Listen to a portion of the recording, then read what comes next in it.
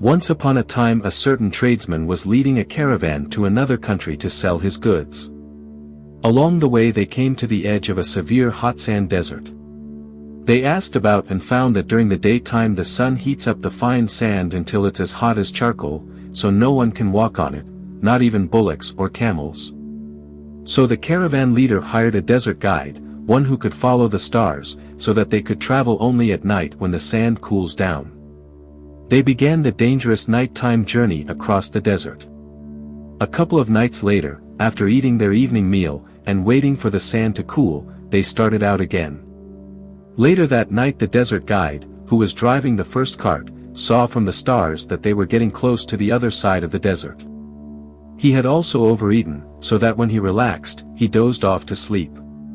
Then the bullocks who, of course, couldn't tell directions by reading the stars, gradually turned to the side and went in a big wide circle until they ended up at the same place they had started from. By then it was morning, and the people realized they were back at the same spot they'd camped at the day before. They lost heart and began to cry about their condition. Since the desert crossing was supposed to be over by now, they had no more water and were afraid they would die of thirst. They even began to blame the caravan leader and the desert guide. "We can do nothing without water," they complained. Then the tradesman thought to himself, "If I lose courage now, in the middle of this disastrous situation, my leadership has no meaning. If I fall to weeping and regretting this misfortune, and do nothing, all these goods and bullocks and even the lives of the people, including myself, may be lost. I must be energetic and face the situation." So he began walking back and forth, trying to think out a plan to save them all. Remaining alert, out of the corner of his eye, he noticed a small clump of grass. He thought, without water, no plant could live in this desert.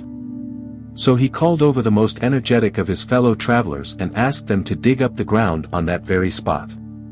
They dug, and after a while they got down to a large stone. Seeing it they stopped, and began to blame the leader again, saying, "This effort is useless. We're just wasting our time." But the tradesman replied, No, my friends, if we give up the effort we will all be ruined and our poor animals will die, let us be encouraged." As he said this, he got down into the hole, put his ear to the stone, and heard the sound of flowing water.